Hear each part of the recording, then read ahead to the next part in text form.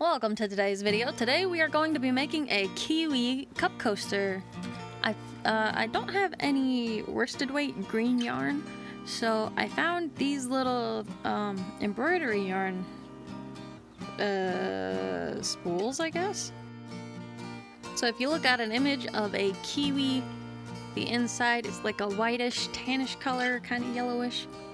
And because this yarn is so tiny, I'm doubling up on it for all of my colors, and I'm using a slightly smaller hook. I think it might be the same size. I meant to grab a smaller hook. I don't know. I don't remember. So we're gonna make our little slip knot. Also, there's a fly flying around for like the first half of this video. It was bothering me a little bit.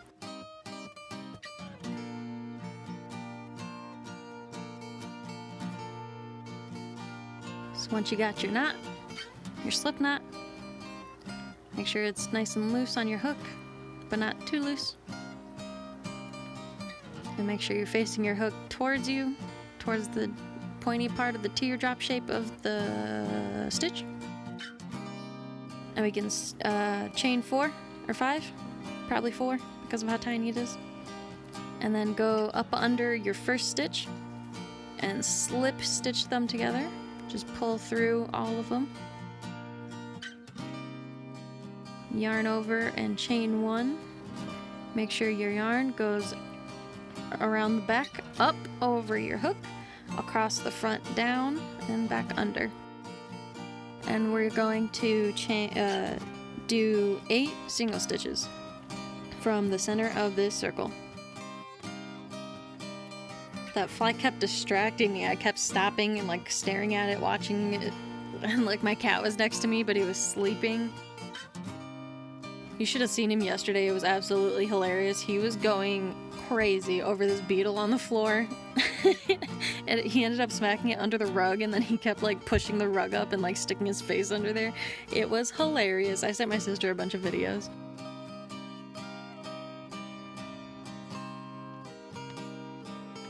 Now this embroidery yarn is very slippery, so even though I crocheted around my tail to be able to pull the circle tight, it just slipped right back loose. It was not tugging at all. But that's okay. Some fruit have holes in them when you slice them. So you're gonna tuck in your excess. And we're changing colors, so we tied off. And we're tucking in our excess. And then next we're gonna do black for the seeds.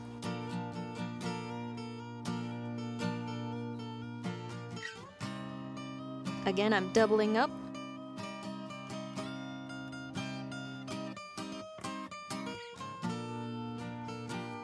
And then to secure the color in place, make sure it doesn't come undone, I am, for this first stitch, including both the tail and the working yarn in the first stitch, and then I am tucking the tail into my work while I continue stitching with the working string.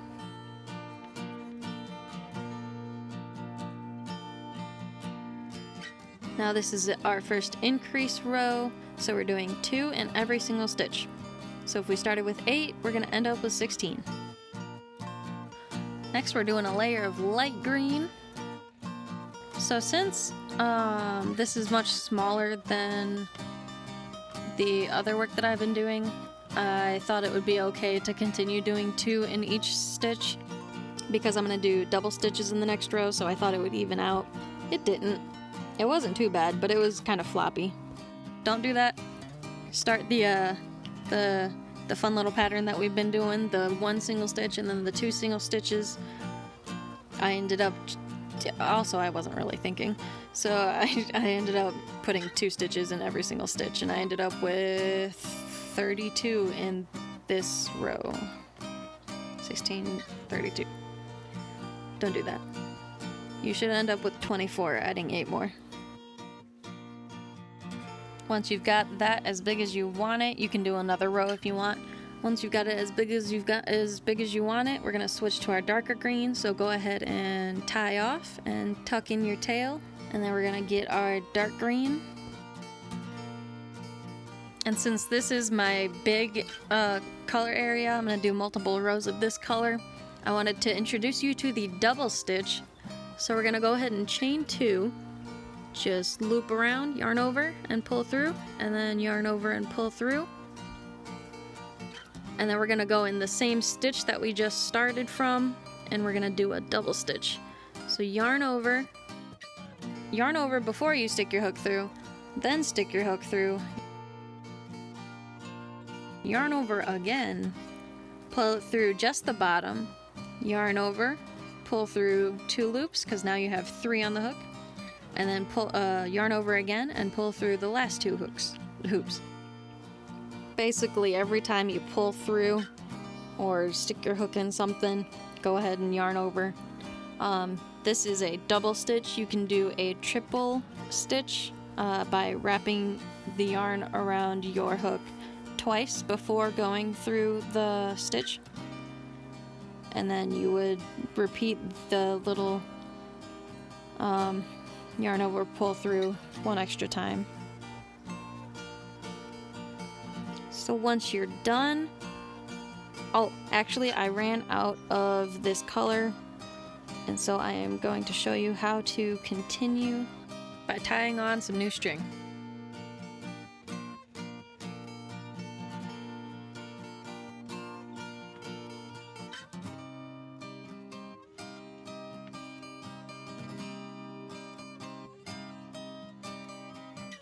So you could just do a basic knot, just tie them together, but there's a fancy little slip knot that you can do. Tie it so that the tails face inward towards each other, tying around the other string, if that makes any sense. So the left string, you're gonna tie to itself around the right string, and the tail, you're gonna tuck in towards the same direction that the right string is going, and then you're gonna do the opposite with the left. Does that make any sense? I really hope it makes sense. I watched a video on how to do this fancy little knot, and I was like, hey, that's so cool, it's pretty seamless and the tails don't stick out much, and I did a very crappy job describing that, and I don't know what video that was that I watched. It was a long time ago. But anyway, tie it however you want together. Trim down the tails, make sure it's not going to come undone though, and then just continue.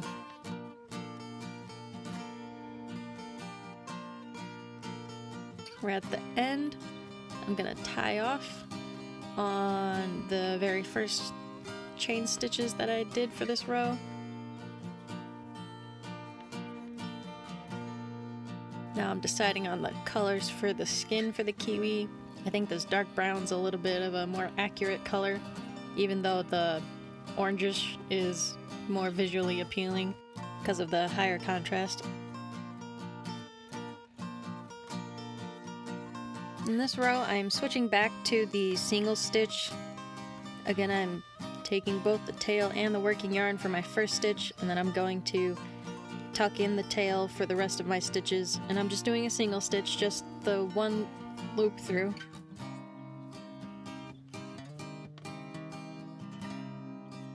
And once we're done, trim up any extra strands hanging out. Like I said, I did way too many stitches. I increased too much, so I had to stretch it out for it to lay flat. Kind of the opposite issue I had with the apple. Show me your work on social media, tag samlescreations. I would love to see it. I hope you're having a great day and happy crafting.